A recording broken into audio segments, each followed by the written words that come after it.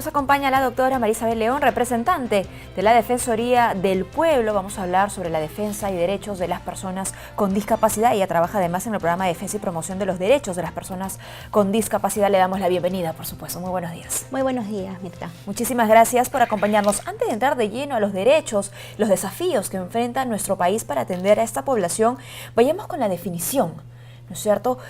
¿Cómo podemos definir a las personas con discapacidad? Bueno, las personas con discapacidad son aquellas personas que tienen alguna deficiencia de carácter físico, sensorial, intelectual, ¿no? Que unido a las barreras que se imponen en la sociedad, que son diversas, ¿no? De tipo también del ambiente, el entorno, como también en las leyes, en las normas, en las políticas, ¿no? Hacen que su participación a nivel de la sociedad se vea limitado, restringido, ¿no?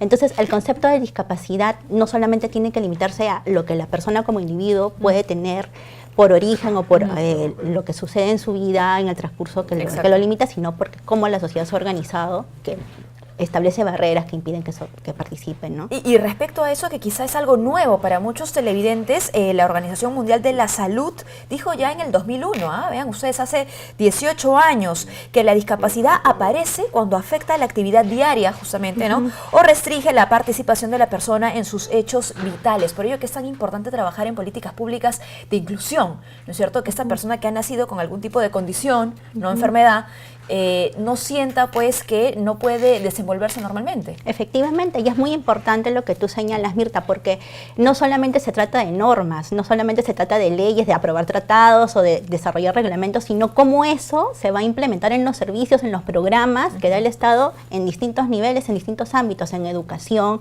en salud, en empleo, que es tan importante, ¿no? Y cómo los distintos sectores van incorporando eso en sus planes, en sus políticas, ¿no? No limitarse a la concepción, como bien decías, de discapacidad desde el ámbito de la salud, sino cómo la educación va a ser realmente inclusiva, cómo el empleo realmente va a generar condiciones para que las personas puedan trabajar en el espacio público, en el privado, cómo se supervisa el cumplimiento de las normas. ¿Y qué impacto podría tener eso en la población? Es decir, si efectivamente tuviésemos un Estado que trabaja, promueve, está al pendiente de la defensa de los derechos de personas con discapacidad, ¿se podría promover una cultura también de respeto? Exactamente, de respeto, de inclusión, de respeto de la diversidad, de reconocimiento de nosotros como diversos, que la sociedad no es homogénea, ¿no? Que no tenemos que construirnos pensando que todos somos, tenemos las mismas condiciones para desenvolvernos o para participar. Y por respeto, ojo, no solamente hablo del trato, ¿no es cierto?, de la actitud que a veces pueden tener algunos con personas con discapacidad, sino incluso de ir por la calle y ver pues que un vehículo se cuadra bloqueando una rampa de acceso. Sí, por poner el ejemplo más claro y más básico, ¿no? Claro, es muy importante lo que como sociedad, ¿no?, podamos ir desarrollando en cumplimiento de esto, pero mucho más importante es cómo las autoridades van cumpliendo, claro, ¿no? Porque de allí parte todo, ¿no? Exactamente, ¿no? Hay muchas obligaciones que el Estado debe de cumplir y que sin embargo todavía no se están dando en distintos ámbitos, ¿no? Y sobre eso hay que llamar la atención. Antes de ir a esas obligaciones, ¿no?, y hacer la reflexión, por supuesto, respectiva, vayamos al detalle de la población, ¿no? Son más de 3 millones de personas con discapacidad en nuestro país. Como bien ha dicho, es una minoría, pero de gran diversidad, ¿no? Porque hay distintos tipos de discapacidad. Entonces, según cifras de la misma Defensoría, ¿no?, con algún tipo de discapacidad, el 57% de peruanos son mujeres, 48% tienen discapacidad visual, 15.1% tienen dificultades para movilizarse, una discapacidad física, el 7.6% tiene discapacidad auditiva. Otro dato importante es que 4.2% del total presenta dificultades para aprender o entender. Entonces, claro, viendo tantos porcentajes, ¿no?, y grupos distintos, ¿cómo aplicar políticas para beneficiar a cada uno de ellos? Sí, efectivamente estos son datos del último censo, además del año 2017 del INEI, que es necesario que todos los sectores tengan en cuenta, ¿no? Cómo es que en educación efectivamente se va a lograr una inclusión, ¿no?, como lo dicen las normas, en colegios regulares además. Que hubo campaña, ¿no es cierto?, en enero, en febrero, justamente en la época de matrícula, para que no se le niegue el acceso a ningún niño o niña con discapacidad. Claro, nuestro país todavía tiene un modelo que va por el lado de incluir en los colegios regulares a los estudiantes con discapacidad leve y moderada y mantener en colegios de educación especial a los que tienen una discapacidad más seria, ¿no? Sin embargo, el tránsito debe ser hacia una inclusión, pero mientras mantengamos este modelo, ¿cómo es que se trabaja con los colegios regulares realmente para que los docentes no solamente hablemos de capacitación, sino tengan la asesoría, tengan a la mano las orientaciones que necesitan para adaptar la currícula, además para la población tan diversa como mencionas, ¿no?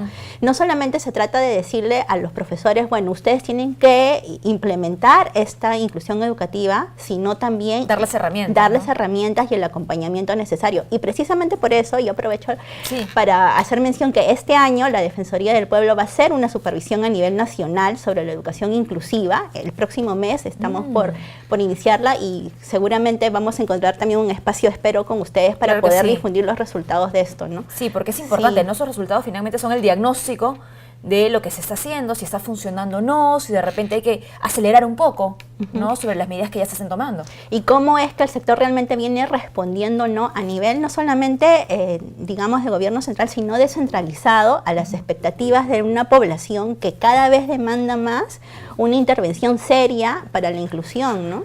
Eso en torno a la educación. ¿Qué pasa con la salud? ¿Qué pasa cuando en nuestro país nace un niño o niña con algún tipo de discapacidad?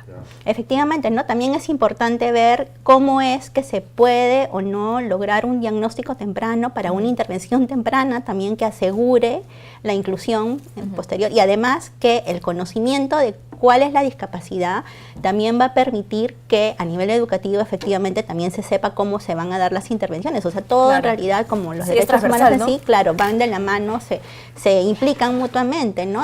Una educación adecuada va a asegurar una empleabilidad futura también, ¿no? Entonces, es importante cómo desde el sector salud también se viene promoviendo la intervención temprana para poder identificar, para poder certificar. A nivel descentralizado nuevamente, asegurar que hayan médicos certificadores en todas las regiones del país. La población de familiares, de personas con autismo demandan mucho que fuera de Lima es muy difícil encontrar especialistas que diagnostiquen y que certifiquen, por ejemplo, el autismo. ¿Y cómo es que aseguramos luego unos servicios adecuados para esta población? ¿No? Las personas con trastorno del espectro autista han luchado durante muchos años para tener una ley, para tener un reglamento, para tener un plan, ¿no? Y cómo es que efectivamente eso se va a cumplir o no, cómo es que se va a dar el seguimiento o no si no se dan los servicios que se esperan, ¿no? Este es otro punto muy importante cuando se habla de políticas públicas de inclusión, ¿no? Porque no es lo mismo tener algún tipo de discapacidad en la capital que en el interior del país, ¿no? Que estar en la zona urbana o que estar en una zona rural. Sí, por eso es que hay que hacer un llamado muy serio, ¿no? Porque a veces hablamos de planes, Plan Nacional de Derechos Humanos, el plan y todos se aprueban, y ¿no? todos se aprueban, pero si nosotros hacemos un acercamiento, ¿cómo es que eso se conoce o no en las regiones, por parte de los gobiernos regionales, por parte de los alcaldes? ¿Cómo es que se incluyen en los planes de las propias regiones, ¿no? Eso que se ha diseñado bien o un avance más o menos logrado hacia lo que dicen las normas que luego las a nivel nacional, recurrir a otros especialistas. ¿Cómo es que eso se recoge realmente y se incorpora a los planes regionales o no? ¿Cómo es que se supervisa que eso realmente se refleja en un presupuesto adecuado para que esos servicios se den, ¿no? Si nosotros revisamos los presupuestos regionales, vamos a encontrar que no es que se han incorporado realmente esto. Entonces ahí hay todavía un trabajo muy serio que hacer, ¿no? ¿Y dónde recaería la responsabilidad de justamente hacerle seguimiento, no solamente al plan, como has dicho, ¿no es cierto?, sino a cuánto dinero se destina ese plan, a qué tanto impacto se generan las diferentes actividades o estrategias que quieran desarrollar nuestras autoridades? Bueno, la responsabilidad es compartida, ¿no? Las autoridades que directamente tienen que definir su plan y además asignar el presupuesto correspondiente.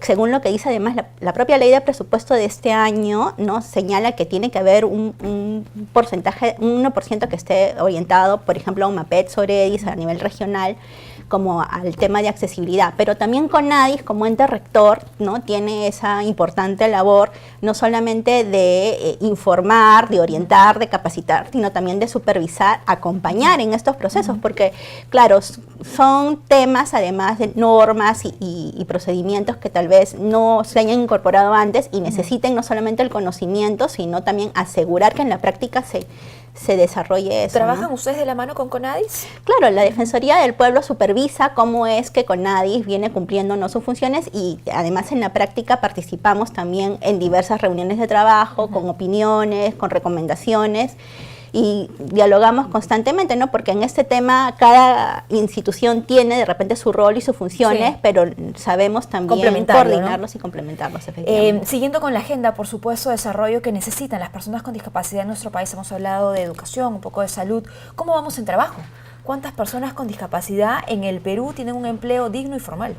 Sí, efectivamente, si nosotros vemos las estadísticas del año 2012, en que se hizo una primera encuesta nacional sobre discapacidad, había un alto porcentaje, más del 70% de personas que estaban fuera de la población económicamente activa, ¿no? Entonces, el tema de la empleabilidad de las personas con discapacidad no se ha asegurado todavía. Hay en las normas una cuota de empleo, ¿no?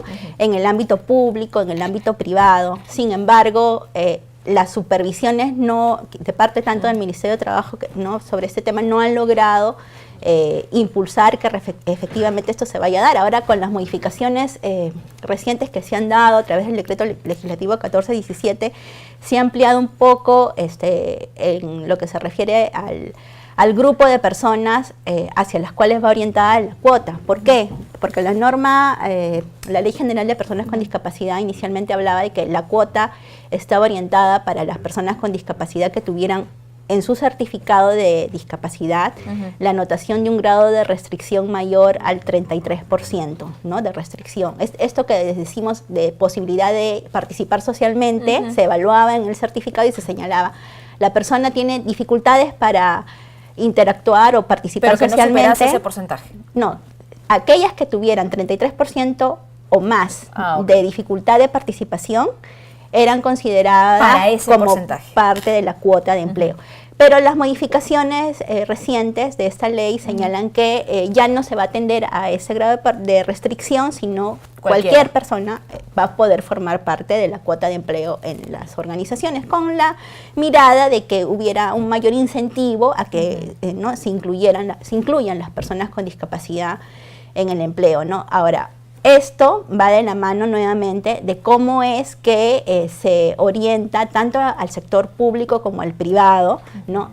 A la incorporación efectiva de las personas con discapacidad. No se trata solamente de contratar, sino cómo primero se adecua la organización interna para recibir una persona con discapacidad que puede necesitar no solo accesibilidad física, sino también, que hablamos de rampas, mobiliario, sino también algún otro tipo de ajustes propios de la persona. Por ejemplo, si yo soy una persona con discapacidad que necesita terapias, de repente voy a necesitar alguna flexibilidad en el horario, efectivamente, ¿no? Entonces, esa organización, además los compañeros de trabajo también tienen que estar orientados, por ejemplo, si soy una persona con autismo, de que hay algunas características de condición que tal vez no sean conocidas por otros, pero que es importante que ahora sí las sepan, ¿no? Y sepan cómo tratar con una persona que tiene esa situación. Y repito, eso nos educa, ¿no es cierto? Como personas, así como a los pequeños en los colegios, y por eso se habla de una educación inclusiva, ¿no? Cuando hablamos de que no solo la norma es lo único que va a generar cambios, y tampoco los servicios inclusivos, sino también la cultura, ¿no? El comportamiento de día a día que tenemos como ciudadanos. Claro, la inclusión beneficia a todos, ¿no? Crecemos como personas, como sociedad, además respetuosa, ¿no? Del otro, como una persona diferente, pero igual en derechos, ¿no? Y eso significa oportunidades también para que puedan ejercer esos derechos en igualdad. Frente a los casos que atiende seguramente la Defensoría del Pueblo y el Programa de Defensa y Promoción de los Derechos de las Personas con Discapacidad, ¿cuáles consideras son los desafíos más relevantes que se tienen por delante para atender justamente a esta población? Bueno, los desafíos son diversos dependiendo además de cada temática, ¿no? Como decíamos, en el tema educativo yo creo que están los desafíos más serios, tal vez porque es en la etapa de la niñez donde las oportunidades se definen con más seriedad, ¿no? Pero en el tema de salud también están los propios desafíos orientados a la identificación temprana, orientados también al tema de salud mental, que es muy importante, ¿no? Este modelo de corte manicomial que durante siglos se ha imperado en diversas partes del mundo, también en nuestro país, poco a poco está cambiando hacia uno de orden comunitario, de atención más ambulatoria, ya no el encierro prolongado, y eso exige también servicios y estamos en tránsito a eso, ¿no? En el tema de empleo, no solamente es contratar o recibir a las personas, aceptarlas, sino asegurar la permanencia. Y eso implica cambios. Y también hacia las familias de las personas con discapacidad. Ellos son los primeros apoyos, ¿no? Sobre todo en las personas que tienen una situación de más dependencia de terceros, ¿no? En nuestro país todavía vivimos mucho del apoyo de los familiares, y las mismas estadísticas del INEI nos dicen que quienes más apoyan a las personas con discapacidad en la familia, en los hogares, son las mujeres, ya sean las mamás, las hijas, las hermanas, las esposas, ¿no? Y cuando ellas trabajan, ¿no? Nosotros hemos recibido diversos casos a nivel nacional, sobre todo de docentes, donde no encuentran la flexibilidad en los horarios, los ajustes para cambiarse de puestos. Hay madres docentes que nos decían, doctora, yo trabajo en una provincia de Arequipa donde no hay colegios para mi hijo con autismo, ¿no? Y yo necesito, por favor, que me trasladen de puesto de esa provincia a la ciudad de Arequipa. Y que hay ese criterio en los superiores, ¿no? Exactamente. Y si yo sigo el proceso regular, bueno, tengo que ver un concurso, ¿no? Con otras personas que seguramente también tienen necesidades, pero la mía tiene unas características particulares, distintas, ¿no? Que de repente no se están considerando por parte de las autoridades al momento de regular estas flexibilidades laborales que necesitan los familiares, que son apoyo de personas con este tipo de condición de discapacidad. Entonces ahí tenemos también un desafío muy grande. ¿No? Qué bueno esto que apunta finalmente, ¿no? De las familias, de cómo estas familias se acompañan y que también son ellos quienes que necesitan la flexibilidad, la ayuda, el acompañamiento de las autoridades o bueno, de sus superiores, ¿no? En este caso, de quienes dependen de ellos. Muchísimas gracias por habernos acompañado, doctora León. Por favor, ¿dónde podemos buscarlos, informarnos sobre las actividades que realizan? Tienen además una línea gratuita. Sí, la Defensoría del Pueblo tiene oficinas en todas las regiones del país, son 38 oficinas a nivel nacional. Pueden acercarse a cualquiera de ellas. Tenemos una línea gratuita que es el 0800 15 170, ¿no? También tenemos atención a través de nuestra página web, bueno, las redes sociales, Facebook, Twitter, que están abiertas a disposición de toda la ciudadanía para poder atenderlo. Muy bien, muchísimas gracias por habernos acompañado aquí.